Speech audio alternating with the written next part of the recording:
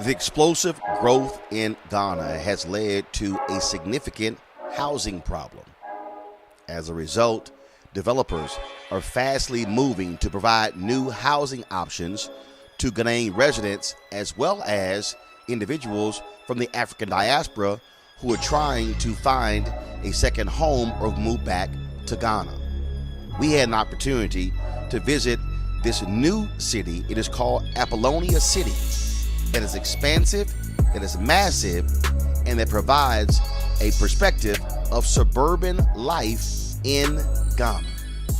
How you doing? Hi, sir. Not too bad. How are you? Oh, good. Roland Martin.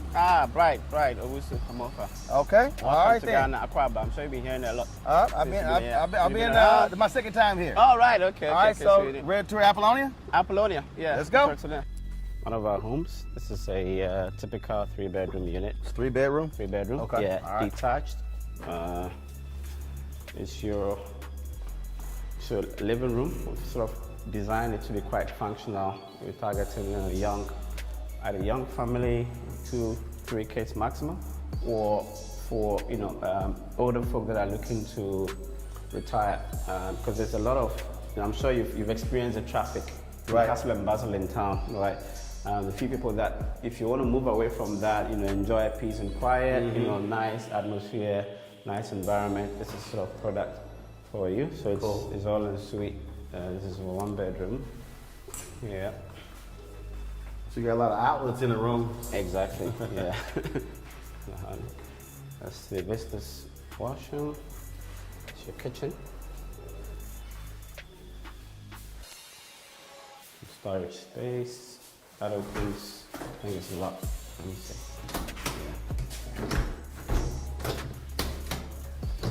Yeah. It's locked. Okay. Yeah, that opens to the back of the house.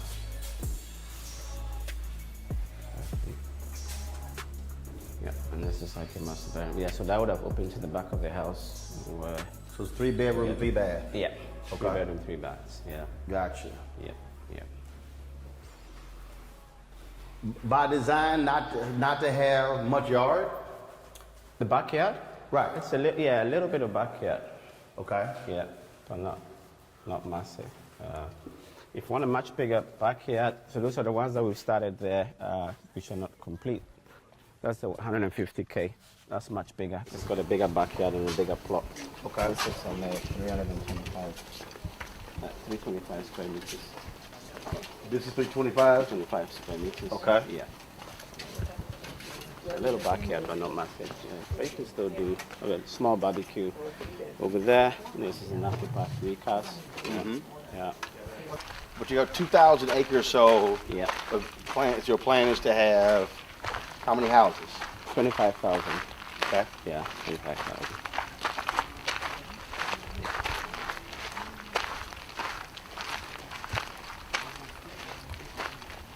And you say economically you're targeting, so these homes here start at what? These homes here start at... So are these essentially the starter homes in this area? No, we'll see the starter homes in this area. Okay. The starter homes start from about 50. Okay. About 50K. So you're going Yeah, from 50K US all the way to what? Currently all the way to 175, but by the time we're done, all the way to about $1 million. We have plans in the latter phases to do like a golf development. Okay. Much higher end development. Yeah. Okay. But in terms of phasing, we felt that the current today the demand in the market was there from starter homes to sort of the middle class.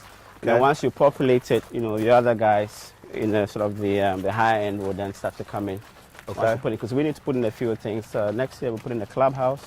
Uh-huh. A clubhouse. We'll put in a retail center here, as you can see. And then when the time the school is done, so you still have a few more amenities to put in. Then you can start to attract the much higher end clients to come into it. Because then today they have other options much closer to town. Yeah. Okay. Exactly. Okay. That's All right. Cool. All right. Ghana has a housing deficit of about 2 million. Yeah, we have a housing deficit of about 2 million, so but the effective demand is in this sector. Most developers are doing development much closer to the center. It's very expensive and not for your average Ghanaian. You probably would have noticed. I mean, if you rent a townhouse or a flat anywhere close to town, you're paying not of $2,000 a month, and that's not your average Ghanaian market. So we are catering 2,000 US. US. Wow. Yeah, it's really Wow. close. I mean, nice. So we are catering to. This is where the market really is, and because here we've got a few guys who actually, most of the diaspora guys bought it and they've rented it out. This is renting at $300, $400. Their product for $300, $400. So this is another development. These are more of, as I said, story building townhomes. Okay. Yep. Story building townhomes. These are 4 bedrooms for, buy other ones, this type of product. So this is the 175K.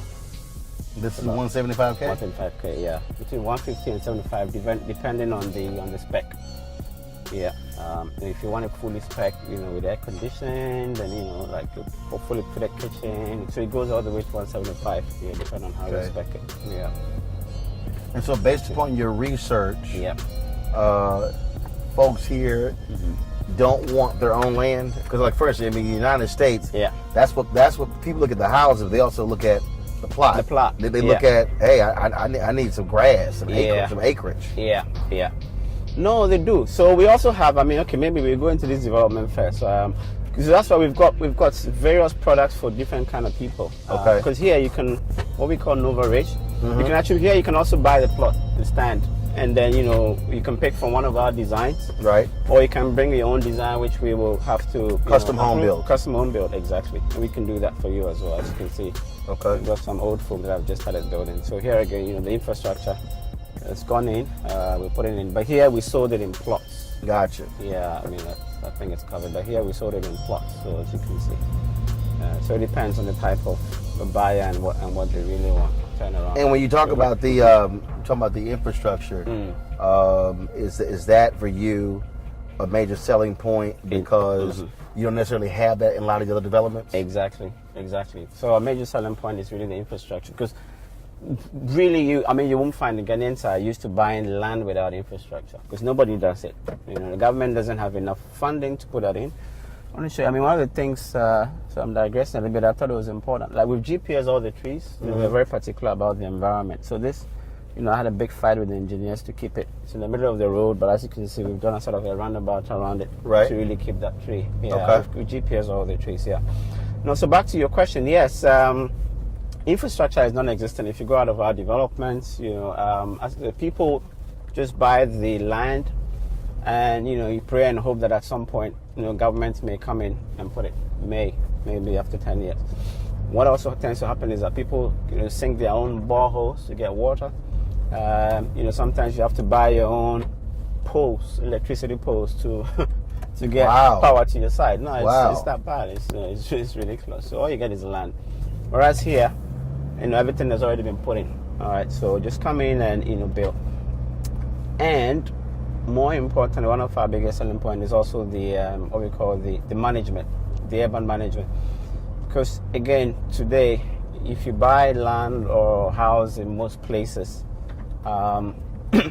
there's nothing stopping a church, somebody from putting in a church right next to you. Yeah, so basically, what you don't. It's a zoning issue. It's zoning. So with zoning, you're restricted with what you place. Exactly. So okay, so because you're master planning it, and you're controlling where anything is built. Exactly. And that has its own, so many other, antecedent benefits in terms of property values. From where you're coming from, very well that the zoning, it helps to drive property values up if everybody is in the right thing. How financially? How large is this development? What's the financial commitment? 250 million. 250 million. 250 million. Yeah. Got it.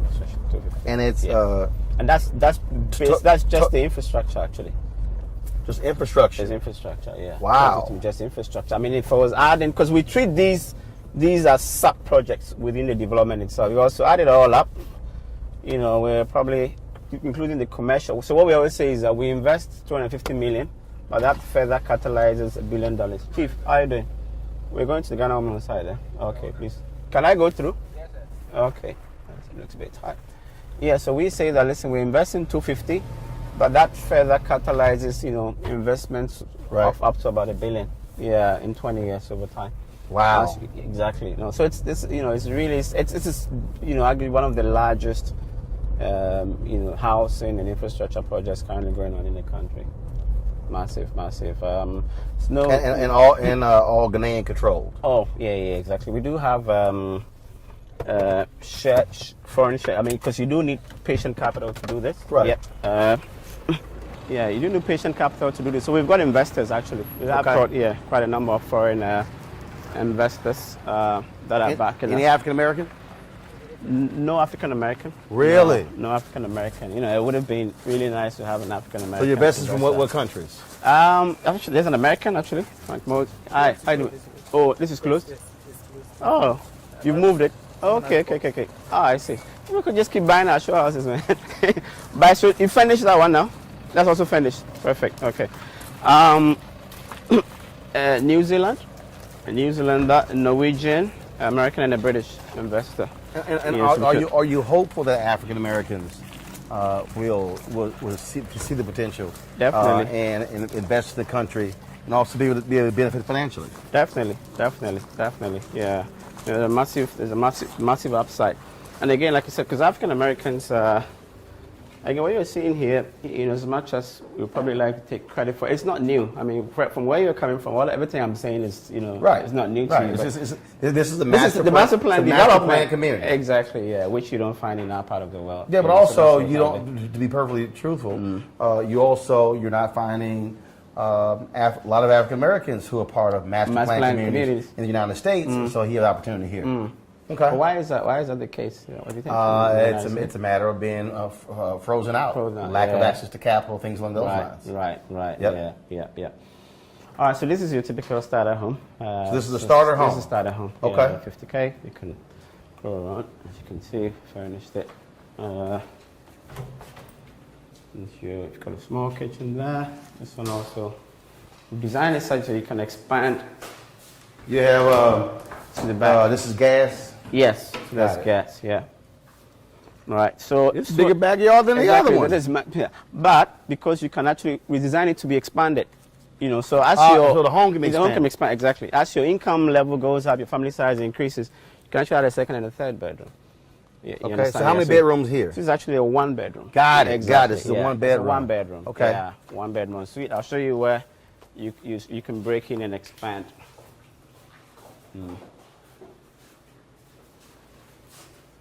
Yeah, so the expansion is through here. This is your master bedroom. Okay, that's your bathroom. Bathroom. Shower. Take it to your place. What? Glass around here? Yeah, exactly. Glass around that.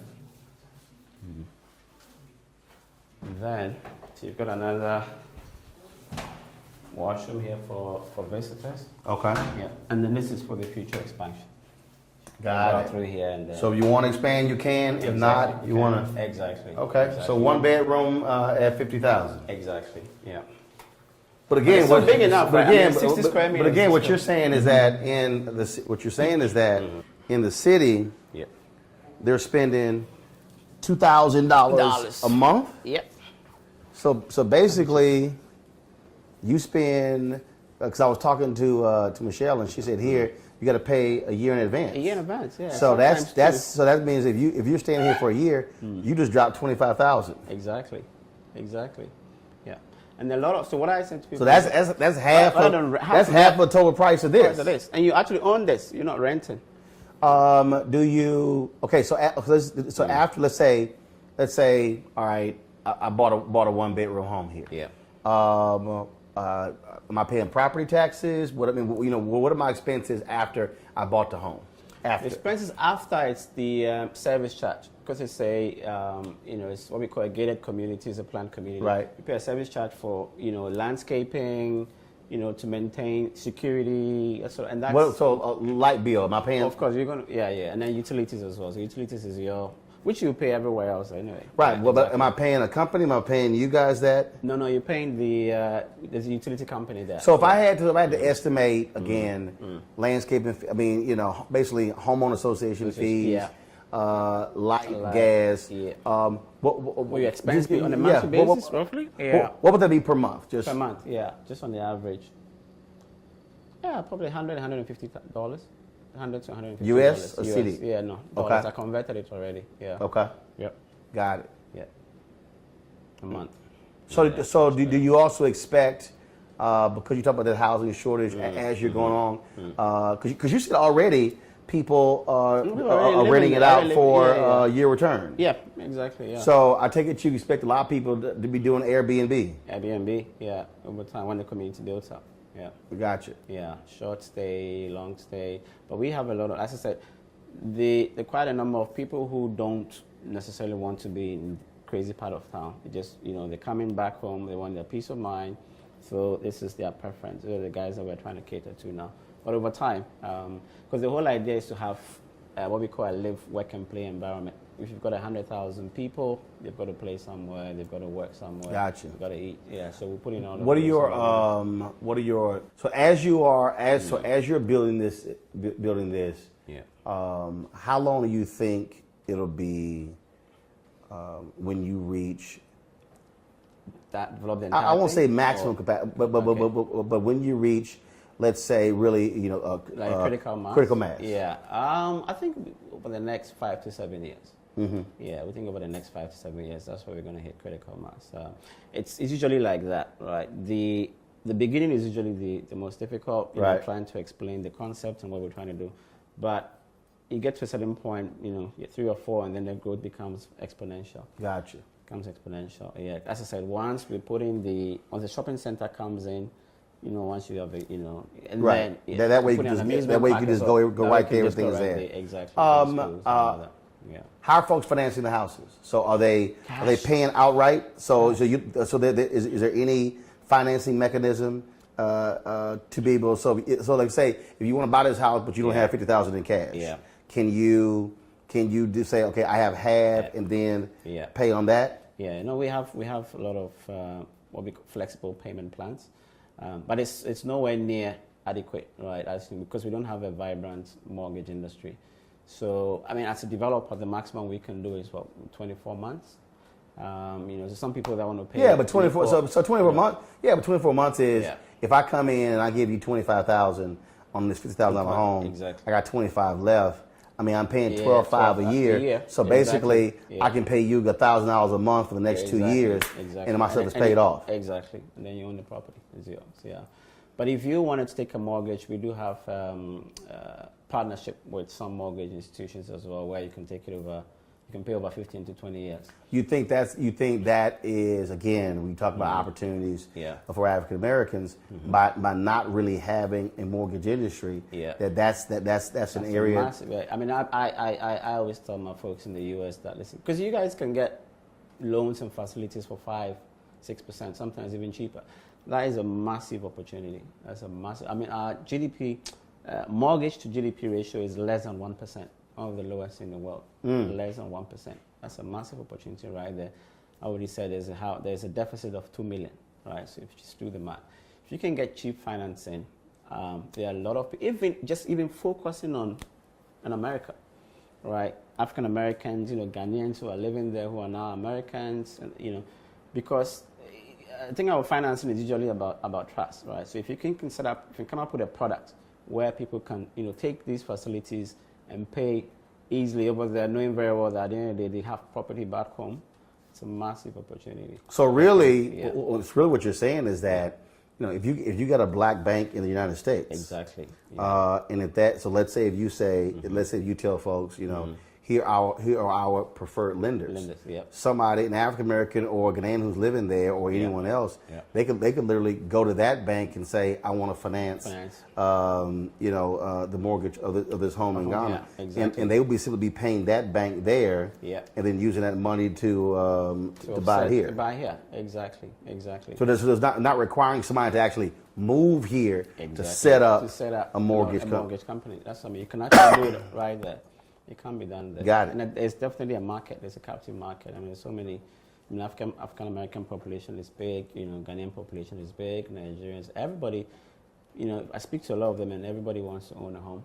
The financing is always usually the issue. Not how many people can really come and do a down payment of 25K. But if there was a product like that, I can see a situation whereby we can actually sell in volumes.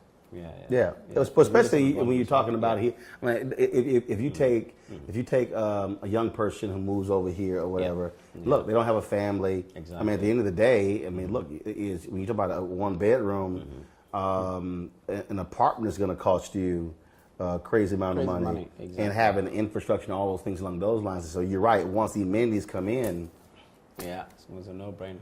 Okay. Yeah. All right. Because we also benefit from if you come at it's coming at this time as well. You benefit from the capital appreciation. Because these properties are worth $50K, but in another 5 years, it's probably going to be worth double.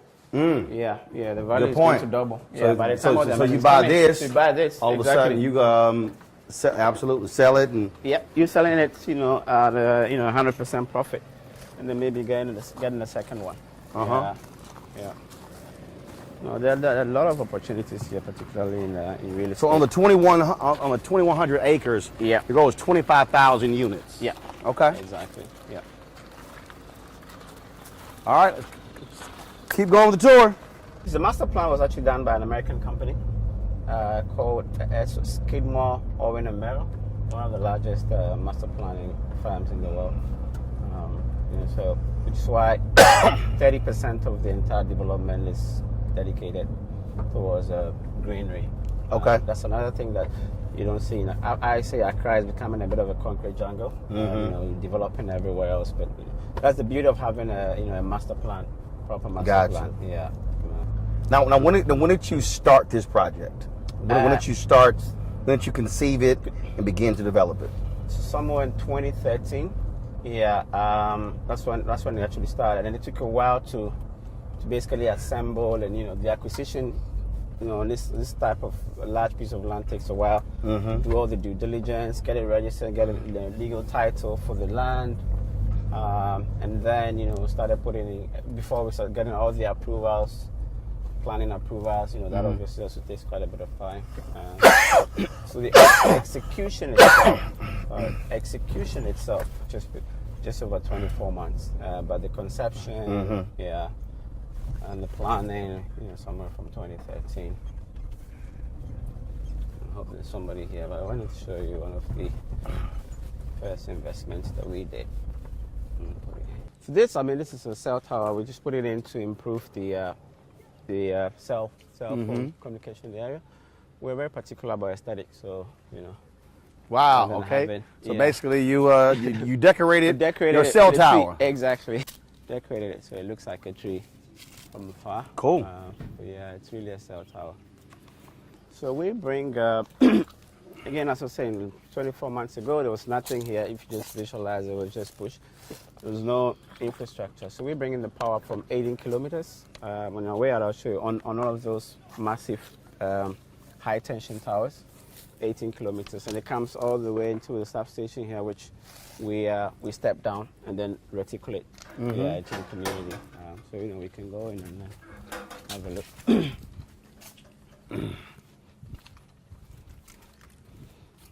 As I was saying, bearing in mind the whole idea is infrastructure and reliability.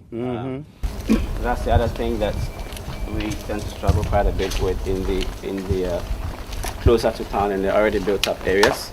Again, because of the lack of planning, areas that were originally designed for residential are now becoming commercial, and that puts a lot of strain on the existing infrastructure, and so that is what causes a lot of power outages, and whatever. But here, because we've master planned and engineered every square meter of land, every square meter of use, we know the exact right amount of power to put in. So this is designed it for a 60 megawatt substation. We put in the first 20 to serve the community, and as demand increases, we're going to put in another 20 and another 20, and then we'll build another 60. So overall, we've designed the city to have 120 megawatts of power. Right, so that's what's being brought in, but you're also building that solar farm. Exactly, we're also building a solar farm, which will feed into this one. Okay, gotcha. Exactly. Rather than, we're trying to prevent houses from having, solar. Right. So solar you bring on top. So that solar farm will also reduce. So basically, that's going to really help folks with the bills. Exactly. Okay. We've blended it. We did particularly, most of the industry guys are very excited. Because when we blended it, it basically reduced the tariff by almost 40%, particularly during the day. The thing about solar is when you put in the batteries, it becomes more expensive. But during the day, particularly for users whose peak demand is in the afternoon, it's really going to reduce their bills by about 40%. Okay. Yeah. See, it's a very modern design. Yeah, for most substations, you see a lot of the switch gears outside. These ones, we brought it inside. It's all right. All right. Yeah, and as you can see, we've got mobile 1, mobile 2. So we put in 2 lines. Yeah, just to ensure and make sure there is always. This is the one that's red is what is on now, but there's always a backup just in case that goes off. It just switches automatically. And again, our selling point is to provide reliable power, reliable water, good infrastructure. And that's what we're selling. All right. Yeah. Cool.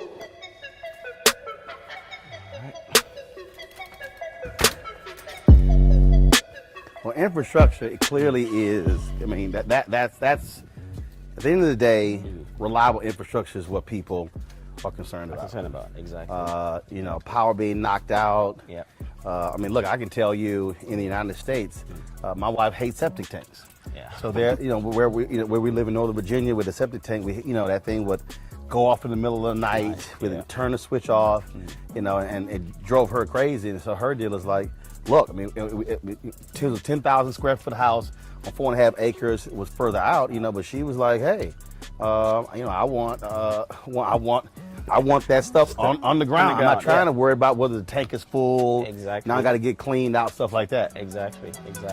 All right, cool. I appreciate it. All right, thanks a bunch. Good luck with it. Good luck. All right then. Once we left Apollonia City, we then took a tour of Airport Hills, a high-end housing neighborhood that had gorgeous homes. Folks, trust me, for a moment there, I thought we were in Beverly Hills and not Ghana.